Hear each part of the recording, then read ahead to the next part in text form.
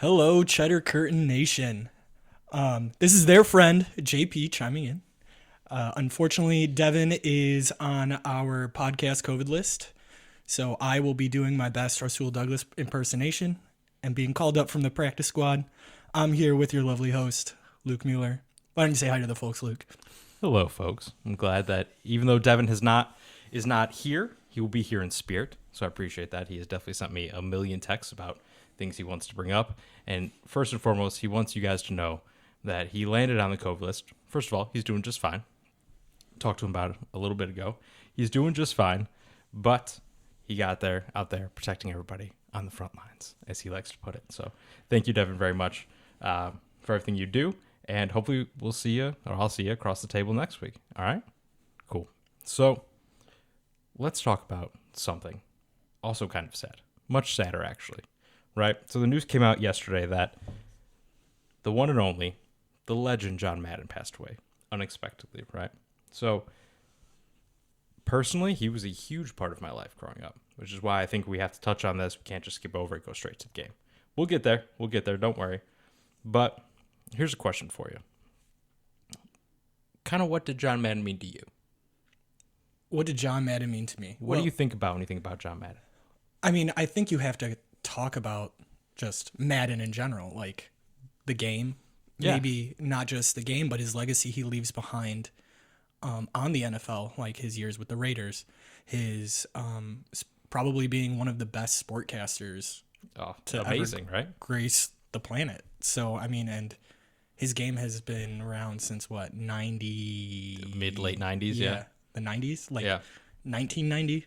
So, I mean, he's just been a big part of my childhood. I mean, I remember you and me growing up. We've just been playing Madden all the time. All the time, right? You know, sleepovers and all that good stuff, play Madden all night long. So I know Devin also, huge fan, talks to me about Madden literally every time we get together right before the podcast. So yeah, incredibly sad, huge part of our childhoods. Obviously, he's somebody who's been around the game for so long that he means something a little bit different, I think, to each generation, right?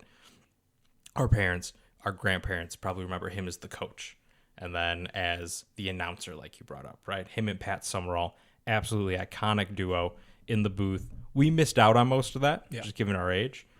But I remember early Madden. You know, I had Madden in 1998 or whatever it was. And then obviously until now. So huge part of our lives, a huge part of every football fan's life on some level.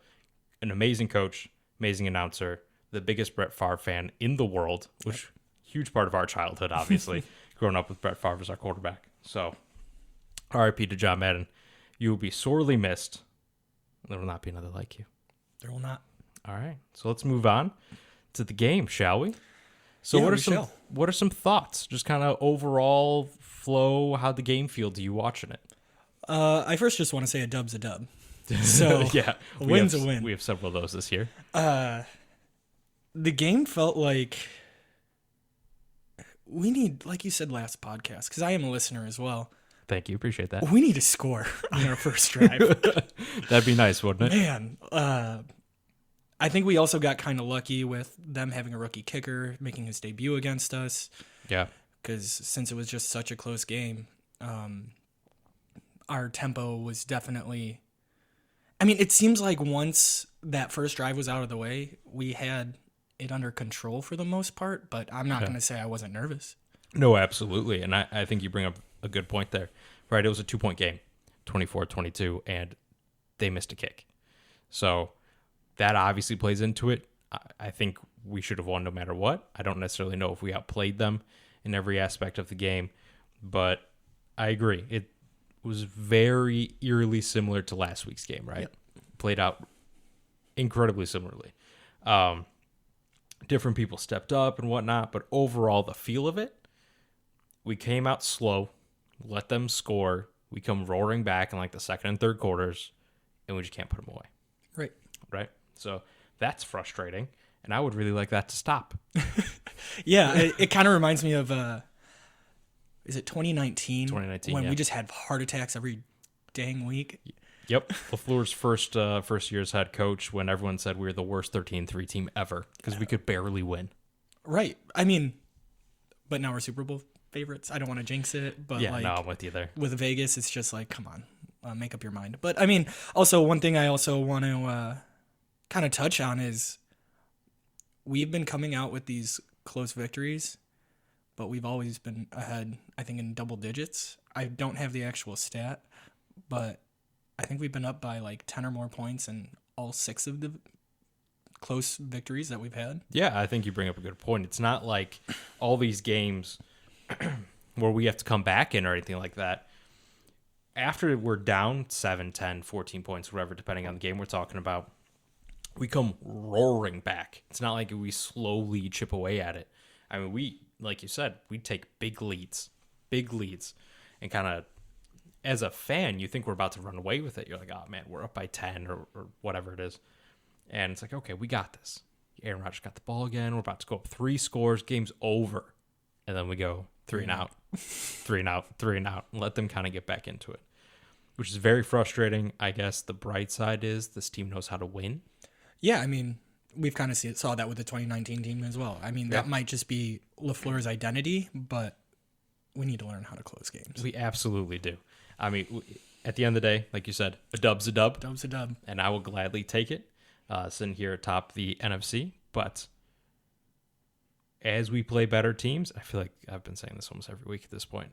As we play better teams, we have to get this out of our system. Right?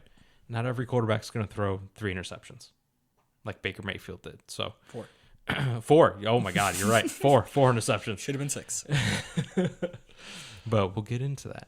So where do you want to start? Do you want to break down some offense? Let's break down some offense first. All right, let's get into it. What are some things you noticed about the offense? I just want to touch on Davante Adams real quick. That one play, the catch that he had on the sideline, I think it was on our touchdown drive, where you normally see like people just shake off people. I just wish he did that. That would have been so cool. That would have been pretty epic. But I mean, we scored anyways on Lazard's amazing catch. I mean, he had a great game too. He did.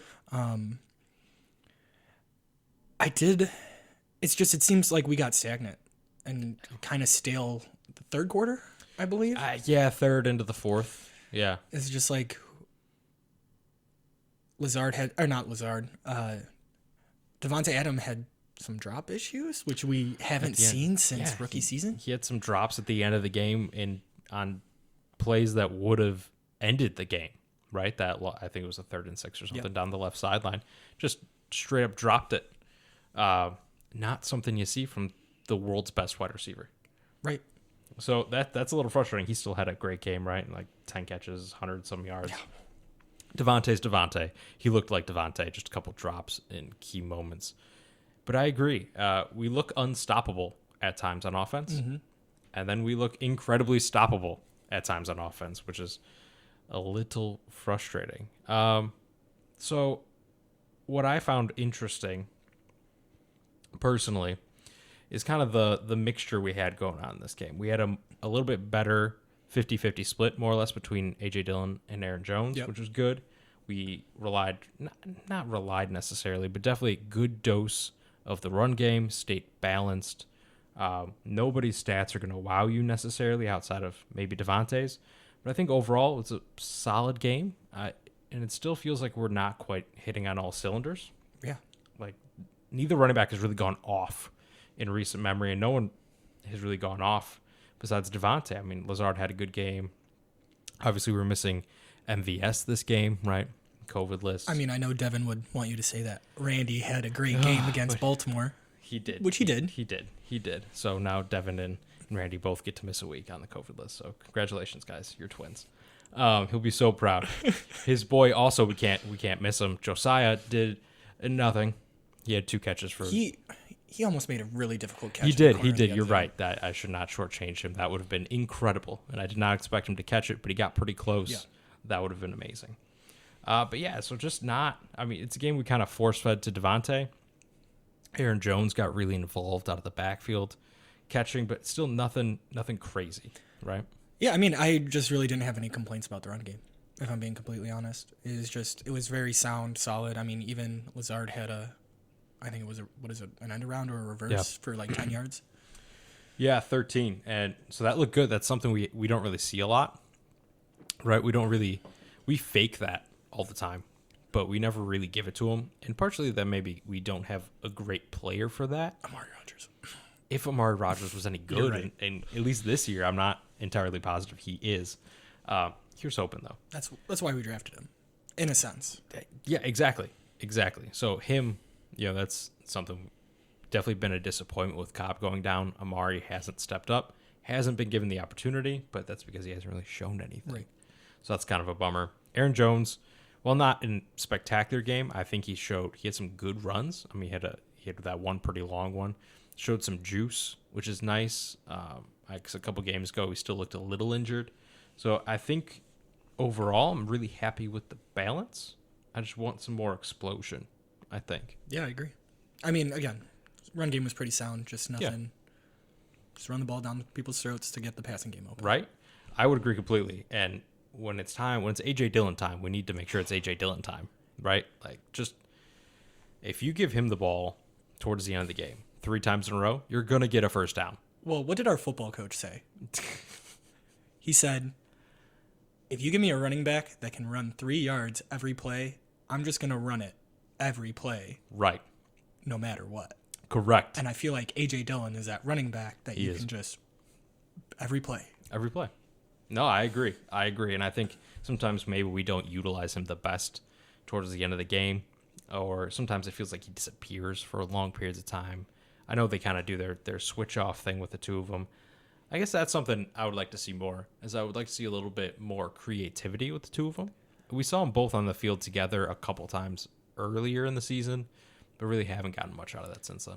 Yeah, and I mean, we saw him make a tough catch out of the backfield that game. That like down around catch. His knees, and then really quickly just get himself, like his built self, which you don't really see a lot from those big guys, being able to get uncoordinated, and then all of a sudden, boom, you're right back into it. And I think he got like a 10-yard gain, or 8 or 10. He has great balance, right? I think that's kind of where you're going with that. Great balance. That's why we talked about, I think last week, he's not Derrick Henry.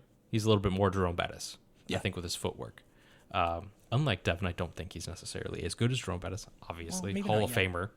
But he's got those kind of moves, quick feet, which I really, really think are going to be important to him kind of going forward as he continues to grow.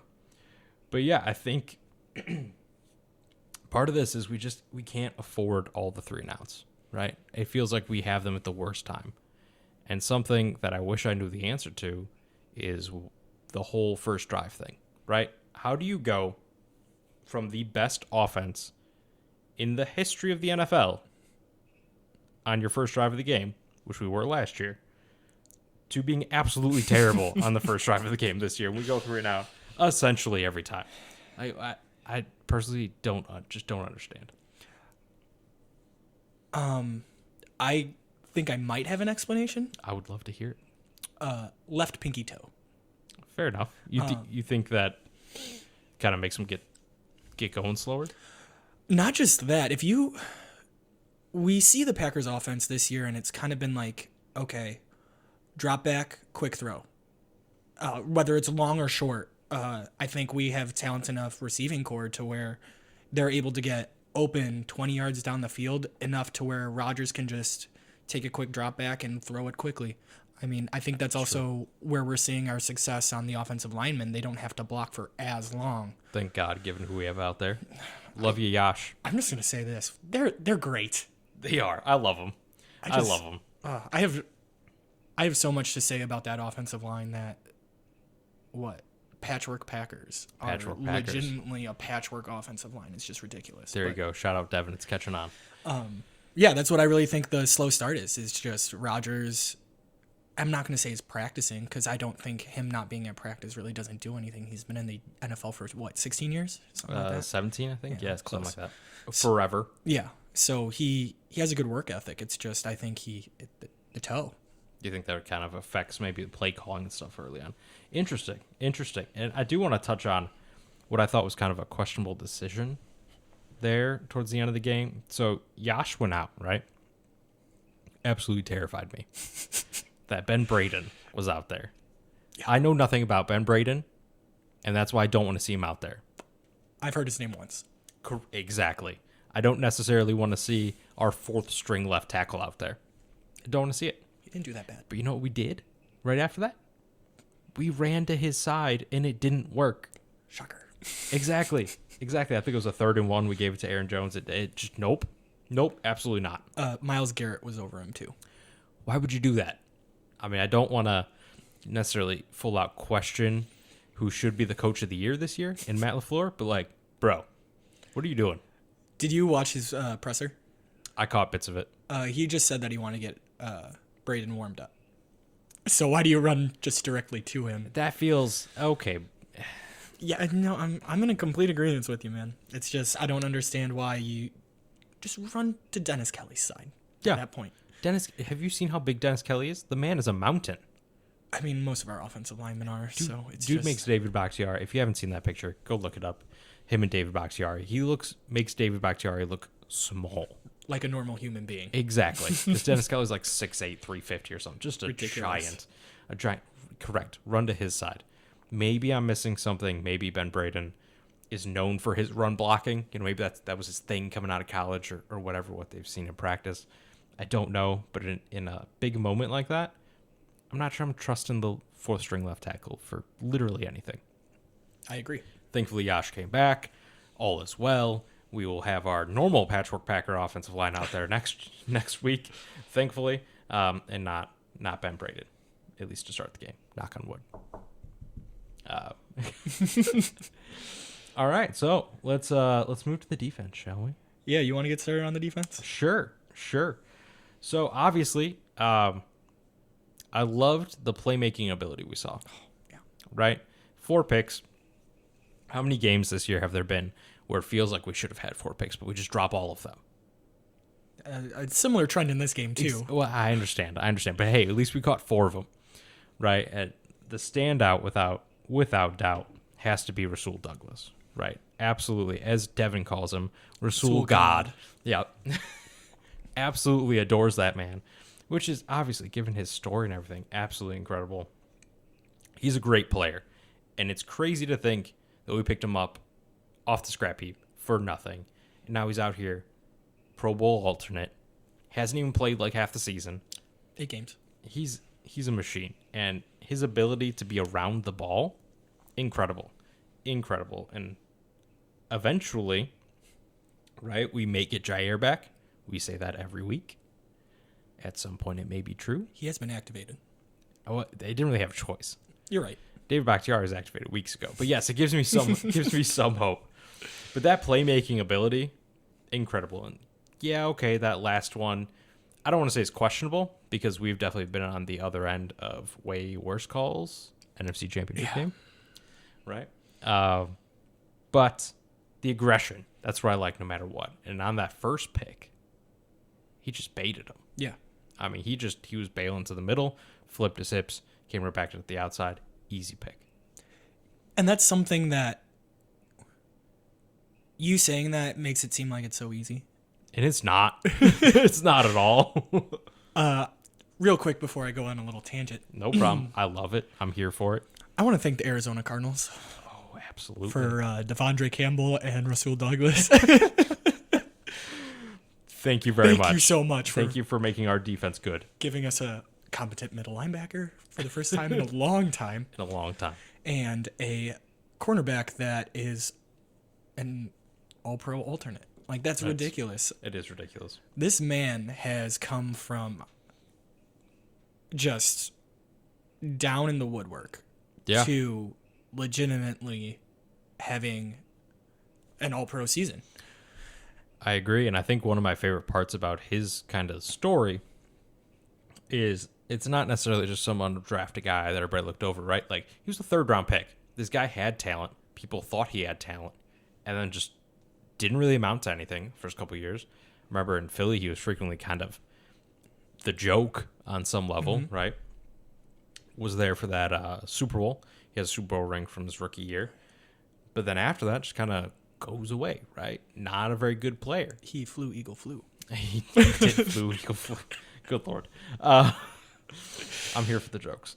But he comes back, right? A couple years of just not really doing much, and then something flipped. I know we've talked about it before. Previous episodes, you talked about some of the preparation from his teammates and the coaches here really make a difference to him, which is kind of crazy to think about. Makes me really happy, but also like, why weren't you doing this before at other correct teams? Yeah. Correct. Did no one think that you should like watch film more or something? Like, was this not something that went through other people's heads? Or were you watching like the running back when you were supposed to be watching the wide receiver or something? Like, I don't No really clue. understand. Don't really understand. But incredible game by him, right? Let's go to one of the other picks, the Darnell Savage pick, which I loved. Absolutely loved, because he had a really rough game last week. So to be able to come back and make a play, Right.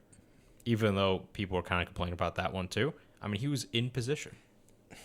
Yeah, I don't really see how people were complaining about that one. It was just, I'm going to chuck it up there and arm punt on 1st and 10. Right. But Yeah, questionable decision there. it just seemed like Baker misread it. I mean, I don't really see how people could complain about it. I'm really happy. That's my boy. I know it is. Darnell Savage has been my draft crush that we actually drafted. Correct. And his rookie season was okay, and then last year was great. Yeah, really came on the second half of last year. And then it seems like this year he's kind of having a little bit of a not a slump, but he isn't as aggressive towards the late as much as I thought he would, and he really needed a game, I think, to get his confidence up. And I hope this is it, right? Because that was a great play, great catch. Had to jump up there. Love to see those ball skills, because that's something that I've wanted to see more of from him. There's been a lot of plays this year where he's been near the ball and just barely missed it, right? I think even his best games early in the season were when he was flying around, really aggressive, but a lot more in the box than I had previously thought of him. So I like seeing him back there in center field making a catch. Show that versatility. Show that you're going to catch the ball, unlike Eric Stokes. Oh my God, he has stone hands. He really does. So great comeback there by Savage. So Stokes, would you catch a football, please? Yeah, this man is formerly a running back who obviously did not have to catch the ball out of the backfield. Never, apparently. However, as much as we can rag on Stokes about not catching a ball, he's a cornerback for a reason. Yep. So it's just his development, I think, is key. We're seeing him turn his head around a little bit more quickly. Right, that was a thing that he sucked at to begin the year. Yeah, but I mean, his speed always caught him up. So just imagine he'll just be a cornerback that can't catch, but is a ball hawk, and I'm okay with that. Darryl Green, Hall of Famer, was literally that. Incredibly speedy, could not catch it if you handed it to him. And that's okay. That's not your job. Correct. I mean, I'd like you to catch some, but no, I agree completely. He's been fantastic this year, realistically. You get some of the advanced stats, kind of think one of the best cornerbacks in football, which is mind-blowing given that he didn't even start to begin the year. Right. We had Jair and Kevin King ahead of him. So, obviously, he's behind Jair when he comes back. Maybe behind Rasul. I don't know, how they would play that. Hopefully that's something we can talk about in a future episode when Jair comes back. But his development has been crucial. Could you imagine this team without him and without Rasul? No. No. Or even if Eric Stokes was average. Or just a rookie cornerback. Correct. Just play like a normal rookie corner, because that's terrible. Exactly. You don't expect that position to come in and dominate right away. No, and I think that's also one thing that he's kind of being snubbed on. Have you looked at the top 10 rookie defensive rookie of the year talks? Yeah, he's not in it. He's not on it. And, which is crazy. And I mean, he doesn't have the numbers. Like, he doesn't have interceptions. He doesn't Right. have, but like, no one's throwing to, everyone's throwing to Rasul. Which is wild. Because they are scared of a rookie A rookie cornerback corner, that yeah. was a running back. Like, what is going on here? Because he's right there. He can't catch, but he is right there. I mean, it's incredible. It's something that Jair's really good at. Rasul's just not that kind of corner. He's not going to necessarily stick with you. He's going to kind of potentially play off you and break on you, which is not how Stokes kind of plays the game, which is fine. But he will be in your pocket the entire route. We saw that last week. We saw that this week. Played really well. So now that we've made the defense sound like they played well. Okay, yeah. Also, shout out to Sully for getting that other interception. Don't want to forget you. Appreciate you. We sucked at a couple things, right? We'll get to the run game because that's going to be most of it. Why are we playing so far off? Why is our secondary pretending like this is the second coming of the Rams show on turf or something? Like, what are they doing? Can I list off some people for you? Please do. Jarvis Landry, who came off an injury last week. And hasn't been good in several years. Donovan Peoples-Jones? Wasn't he like a tight end at Michigan or something? I think so. He's a wide receiver 2.5 at best. Good job for the kid, though. He's been having a great season. Yeah, I'm good not for gonna him. rag I on wouldn't kick him too off much. my team. Neither would I. Rashard Higgins, Bleh. and then that's all I got. I can't name the fourth. Can you? Anthony Schwartz. But that's only yes. because he had a carry. They did like an end around thing. But yeah, that's why are we? Yeah, we're acting afraid of them, is what it seemed like, which I kind of understood last week because Hollywood Brown's crazy fast. But Eric Stokes is just as fast, so I don't actually understand. But this week, it's like, who are you afraid of? What are you scared of happening? Right. Nothing's going to happen. Baker's not going to beat you. These receivers aren't going to beat you. Why are we playing 8, 10, 12 yards off on 3rd and 5? Right, and I think since this is the second week we saw it, I think that honestly the game plan was about Baker possibly being more mobile. Okay, interesting. Because Huntley killed us on the run. Yeah, really escaping that contain. Yeah, and then now Baker, he's not known for like having wheels, but he's known for getting out of the pocket and making something out of nothing every once in a while. That's true. He'll definitely extend the play. He won't necessarily. He'll run to throw, not the other way around. Right, and I think that's kind of what they were planning on, is making something out of nothing. But at the same time, you're asking Baker Mayfield, who should have thrown 6 interceptions last game, who's been banged up. Yeah, he hasn't looked good or healthy in several weeks at this point. I don't know why we just didn't play man coverage all day and just blitz the ever daylight out of him. Man coverage, play him tight, make him beat you because they're not going to. Right. Nah, I'm in complete agreement with that. So now the elephant. Like, I knew it was going to be bad, right? I knew that the Browns are good at running. Yeah. I have a question, Luke. Okay. Yeah, I'm here for it. What's up? Why didn't the Browns run the ball every single play? No idea. They destroy us if they just run every play from the get-go. They came out throwing like Weird. a lot in the first quarter. And it kind of worked for them. Then once we started to really get going, that's kind of when they kept throwing. And I didn't understand it because they destroyed us on the ground. Go ahead. Nick Chubb is a man. He averaged over 7 yards a carry. He is, shout out to that guy. He is good. He's way better than I thought coming out of college. I mean, he went to Georgia, right? Clearly, him and DeAndre Swift were there together. I thought he was really good, but I didn't see him being this good in the NFL. He's an elite running back. Without a doubt, top 5 for sure. So that being said, he had, let me pull it up, stats, 17 carries, 126 yards. And he made it look so easy. It was like every play was 7 yards, it felt like. Dearness Johnson had 4 carries, 53 yards. Crazy. I mean, the efficiency they were running with, absolutely insane.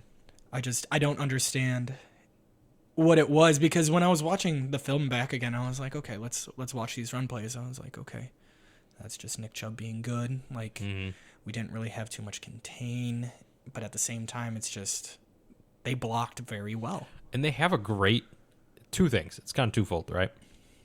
They have a great run scheme, right?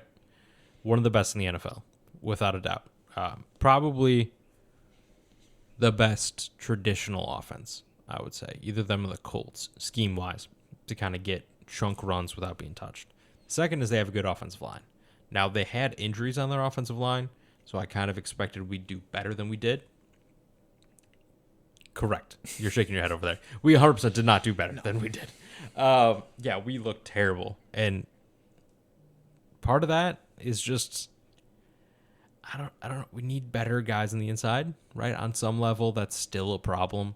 I mean, we kind of masked it for big chunks of the season, but it seems like it's coming back. Last week, no Kenny Clark. Understandable, right? Right. But against the Browns, he played.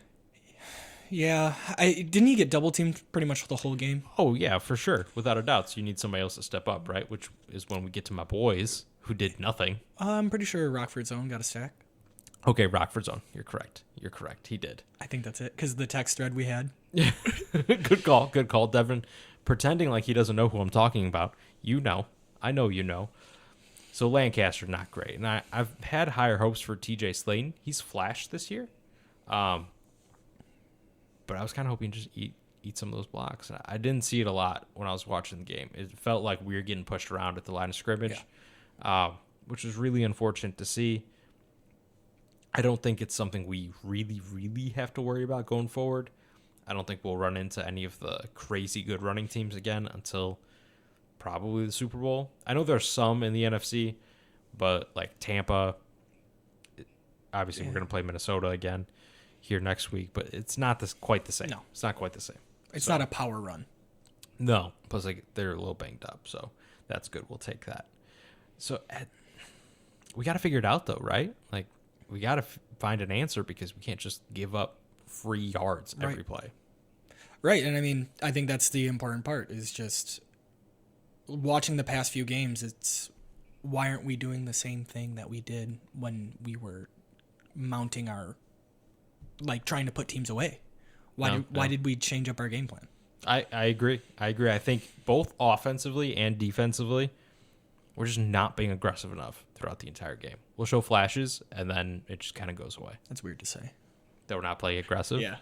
Why is that? I don't know. It's just, I feel like we're criticizing a defense that the Packers haven't had in a long time. Like a defense that is capable, a Super Bowl winning defense. And I think maybe that's actually part of it. Because this defense doesn't suck. This is not a trash defense. They shouldn't even be, like, if you're going to rank all the defenses, right? We're not even 15, right? Like, this is a top 10 defense. For parts of the year, they played like a top 5 defense. We don't really have a ton of injuries. I mean, Jair, but that's about it. But we haven't had him all year, right? I mean, he played a quarter or whatever it was. But I agree. Obviously, this defense could be phenomenal if everyone was back. But it just feels like they're not quite the same. Yeah. I mean, I don't really have more to add on to it. It's a little disappointing. And yeah, we're being hard on them. But it's because our expectations are so high. Super Bowl or bust. Let's go. Let's go, D. Don't be the reason we fail. Also, offense, you can score whenever you want. Whenever you want. Even a field goal. Yeah, exactly. You could score on the first drive. You could score at the end of the game. It doesn't just have to be the middle 2 quarters. If you have 2 more quarters to play with, please do. Please do. We would appreciate it. Absolutely. And stop giving us heart attacks. God, yes, please. Please. So I know we sound a little critical. We always do. That's something because I almost never do, listen to these back. It sounds like we lost. We're really beating them up. No, we played a pretty good game, right? Like Rodgers looked good. Probably at this point, the MVP favorite. I know Vegas thinks so, right? Mm-hmm. Like the defense made plays. It feels like we're still not hitting on all cylinders. And I've come up with a magic number of my own. Oh boy! I like numbers personally. So our offense's magic number and defense's is 30. You score 30 points, you win the game. You give up less than 30 points, you win the game. Okay. And our offense is more than capable of putting up 30 points against a great defense. Oh, we've shown it. And our defense is more than capable of holding great offenses to less than 30. We've seen that as well. So, I mean, I think that is the number. If our offense gets up to 30, 31, we should win the game. I agree completely, which is why it's frustrating to see us at the 24 range, right? Several times. It's like, we're better than that. This defense isn't that good. No. Right? They have Myles Garrett, but what did he do? Got like 2 tackle for losses? Yeah. I don't know. No sacks. Like he didn't really do anything. Good job, Yash. Shout out to Yash, man. This dude's awesome. Who knew? I know we're still helping him and everything a little bit. He's not completely over there on his own, but man, don't care. You go, man. Like I appreciate you. Myles Garrett had 1 tackle, by the way. That was just one. The one tackle off of Ben Braden. Yeah, that was it. That's embarrassing. 1 tackle. As long as we can keep Ben Braden off the field, we should be fine. Shout out to Yash, my boy, our boy. All right. So let's move on to next week's game. Let's do it. It's a pretty big one, I would say. Obviously, we're still in the driver's seat of the first overall seed, Yep. right? Which is the only one that comes with a bye. So we're playing the Minnesota Vikings. The Vikings. Yes. Someone that we apparently like to lose to, Oh, Mike Zimmer has our number. which is wild. He's a good coach He's a very good coach, and who's probably not going to be in Minnesota next year. which is a good thing for us, because I know that he's definitely somebody he's talked about it, and Aaron's talked about it, that it's somebody Aaron kind of enjoys playing against because it's so challenging. He matches up, which is weird that a coach would match up with a player like this, but he matches up with Aaron Rodgers so well, and they always seem to be so good at what we're so bad at, which is stopping the run. Mm-hmm. Dalvin Cook causes problems for us. And he's back this week. I'm pretty sure. Yeah, I believe he is. So I was really mad when I heard that news. Madison's really good Madison's too. good too, but He's good too. would you rather Madison or Cook? I would much rather Madison. So obviously, we're trying to wrap up the division in this one. Well, we have the division, but let's just sweep them Yeah, as might much as well. we can. We lost to them earlier. Let's get this out of the way. Let's knock out the Lions. Let's just try to get this one seed, right? Let's try to get 2 buys instead of 1. I like it. Ooh. The Lions being a bye. I'm sorry, guys. Well, I'm talking about potentially having to bench our starters. Yeah, because last game. if we win this game and the dominoes fall correctly, you're right. We could be going into that last game. It's already wrapped up, and that would be great. Rest some of these guys. Aaron would definitely sit at that point, get that toe a little better, because he got stepped on a couple times, right? So he was limping bad, worse than it's been in a while. Right. So I think that would be huge. And then the bye. Now I will say this: we suck after buys, so that makes me a little nervous, especially if we have 2 of them. That's okay. If it means that we're the best team in the NFC, I'll gladly take that. Exactly. Gladly take that. So what are some other games you're kind of looking forward to coming up? Because we've talked about the Vikings before. We know what they are. There's really nothing crazy going on with them. We know what the game's going to be. It's going to be hard fought. They're going to run a lot. It's cold. It's going to be really cold. 2 degrees. That's a good call. Could be one of the coldest games in Lambeau history, right? In NFL history. In NFL history. You wanted to go to that game. I did. I still want to go to that game. Well, some of us have to work the next day, bud. So do I. I'm not going to a Sunday night game. Anyways, but it should be interesting. I'm calling it now. Snowplow game. AJ Dillon, let's go. I was about to say I don't think it's supposed to snow. No, this is something I'm trying to start. I think Devin just ignores me.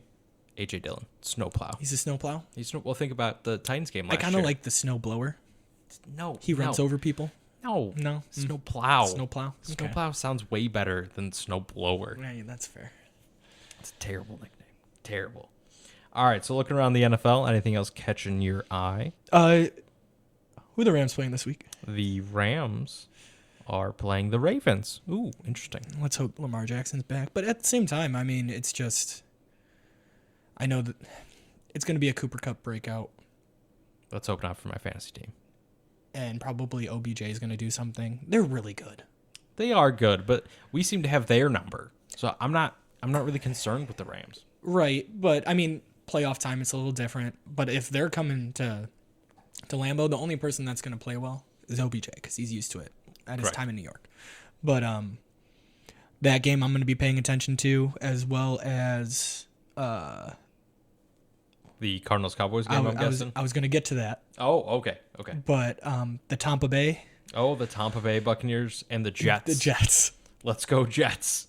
I'm praying to God that the Jets somehow beat a banged up Tampa Bay. I'm not scared of them anymore. No, neither am I. And I have a lot to say about the Tampa Bay Buccaneers, but I'm not going to say The it. Tampa Bay Gronkaneers. Yes. I'm not going to say too much just because there's that whole GOAT conversation Yes. that yes. I've gotten into many arguments with at bars and work and everywhere. I will get into it with anyone. That's fair. But my main game that I'm keeping an eye on, that's not the Packers this week, Obviously. is the Cowboys and the Cardinals. That's a really big game for us. It's going to be a good one, too. Yeah, it is going to be a good one. I'm looking forward to that. Will the Cardinals ever win again? God, I hope so. This would be the week to do it since we know we have the tiebreak over them. They can't really overtake us at this point. The Cowboys, in theory, could. If we lose one game and they win out. Right. So selfishly, we need the Cardinals to win. We'll see how that goes. Like I said, that's going to be a great game. I'm looking forward to just watching that as a fan. Yeah. That'll be really interesting. Two really dynamic quarterbacks, fun offenses. And let's see if the Cardinals can win, because I don't know what they're doing at the moment. Right. They're just free falling. You lost to the Lions, man. You got blown out by the Lions. Good job, Lions. Oh, no. So proud of the Little Lions. brother. So proud of our little brother. I'll never be mad at you guys at this point. I feel like we have to touch on this, though. Okay. What are we touching on? Who are the Bears playing? That's a good call. That's a good call. The Bears are playing, the Giants. Our boy. The Who Cares Bowl. No. I care about one person and one person only. And who is that? Kenny G. Kenny G, who's been a massive disappointment this year. I'm sorry. He's hurt. Sorry, Giants. He's always hurt. You're right. I want the Bears to win out. Yeah, no, me too, honestly. I don't want Matt Nagy to get fired. Let's keep him here so we can keep destroying him. Yeah. And also, is there anything more Bears-like than to win the one game that nobody wanted you to win? In a way, no one wanted you to win. Nick Foles. Yeah, that was so funny. Being the hero. Yeah, what is going on with that team? Oh, buddy. They seem, because it's like, let's take this back a second. The Lions are just straight terrible all the time, right? And they admit it. Yeah, the Vikings are overall mediocre. Flash is good, Flash is bad, right? The Bears are self-destructive. And it's great. Oh, it's amazing. It's delicious. Because they will find the worst possible way to do something that people should be happy about, a win. Everyone was pissed, right? At least most of my people I know at work and all that kind of stuff talk about football a lot, right? Obviously, they're all Bear fans. They bring up all that. And it's just like they didn't want to win. They wanted to lose. The last thing that people, they did. The last thing they want is Nick Foles to look good, because it does no one any good. It's the worst possible outcome. You kind of hope he looks terrible, and everybody can be like, "Oh yeah, that's why he was benched this whole time." Third string quarterback. You got a Super Bowl MVP quarterback, third string. Good lord, guys, how did you get here? And I kind of feel bad for Fields, but not too bad. I want him to completely tank with the Bears, and then go somewhere and do amazing. I like that plan. That would make me so happy as a Packer fan. Preferably somewhere in the AFC. Right. So like pull a Mitch, but start. Yeah, because I don't think Mitch is. I was a huge Mitch fan, even on the Bears. Like when he was on the Bears, I was a Mitch fan. But I mean, I'm just a fan of Bears quarterbacks in general. Oh, because they love throwing us the football? Yeah, like that one game Rex Grossman had where he had more Rexy. completions to the Green Bay Packer defense than he did his own team, and more touchdowns too. Shout out to Jay Cutler as well. Appreciate both of you. Speaking of Jay Cutler, I sent you something early this week. You did. You want to bring that up? Yeah, let's bring it up just a little bit. All right, I like it. So, who tweeted it? Mitch Goldich tweeted a list in commemoration of Aaron Rodgers' 443rd passing touchdown, passing Brett Favre for the franchise's record. Yep. This list is pretty cool. Because, right, it shows the first and second for each team, right? Yeah, so some notables, Rodgers 443, Brett Favre 442. And the crazy thing about that is there's only there's like 2 or 3 players that have more touchdown throws than Brett Favre does for one team. Right. I mean, it's crazy, right? Think about it. And we know who those guys are, right? Tom Brady, Breeze. That's it. Well, now Aaron Rodgers. But that's just for us. He doesn't have it overall yet. He will, though, in the next couple of years. Right. But you're right, because it really shows the quality of our quarterbacks, right? I mean, this is an unprecedented streak, I think, because the longevity of it is better than Montana and Young, right? Which is the one that always gets compared to. So it's an incredible run we've had here. And when I was flipping through that, when you sent it to me earlier in the week, I loved some of the just random people that are in the top 2. Like my personal favorite, and I know we'll get to yours in a second, is that Josh Freeman is the is the second most in Buccaneers history, which 80. is hilarious because Josh Freeman, God, he was never good. Nope. He was never good. So what other things kind of stood out there? Obviously, we stand atop. It's not even close. As a duo, yeah. Yeah. My personal favorite is probably the Texans and the Jags. Matt Schwab You go, Matt Schwab. has the most for the Texans. That's hilarious. I feel bad for that organization. They did it to themselves. Yeah. To a certain degree. And then Deshaun Watson. But And then my boy, Blake Bortles, oh, Blake got the boat. the second overall leading touchdown thrower for the Jags. Was Brunell first? Yeah. Okay, that makes sense. But That makes sense. Both former Packers. I was about to say, that's relevant. Both former Packers. Mark Brunell back when we were backup quarterback university. And then obviously Blake Bortles this year. the boat this year. You go, Blake. What a bro. Also, congratulations to Aaron. Yes, absolutely. Congratulations. Big honor. It's incredible. As we've watched his entire career. And at times didn't really know what we had, which is something that we've talked about before and we're going to talk about again. I know today, actually, he kind of didn't say he was not retiring. So after this year. He's not retiring. No, I know he's not retiring, but it's just interesting, right? It makes you think about it for a second as fans. Like, man, I'm terrified. Absolutely terrified of what comes next. But I agree. That's a really interesting list. It makes you feel very fortunate, I think. Yeah. I mean, that's kind of... I was talking to one of my bosses like months ago, and I was like, I'm really sorry. He's like, why? I was, do you need me to list the 19 reasons why? I don't know if the number is actually 19, but that's the list of all the Bears quarterbacks since Brett Favre started. Right. So it's just a bunch like, of dudes. This is, out of any sports team that I'm a fan of, this is the one that I've been most fortunate to root for. Absolutely. We were not really around. We're both Bulls fans as well. We were not really around during that, obviously. I mean, we were babies. We were technically alive for some of them. But yeah, we didn't watch that. You know, D Rose, right, would probably be the next closest. But you're a White Sox fan, so you got that one. But Cubs fan, yeah. You know, I Baseball, watched. Yeah, exactly. I watched because for you. I felt obligated. But yeah, the incredible fortune we've had as Packer fans and owners. Yeah, and I had to rub that in. I'm sorry, guys. And owners. So I'm glad that you mentioned that. We can continue being potentially the only podcast that is by multiple NFL owners, because Devin is one as well. So we're just keeping that rolling. No matter who's hosting, nothing but owners as far as the eye can see, right? As long as I'm here, at least. So I think that about does it. Yeah, for us. good. Thank you very much, JP, for coming and filling in.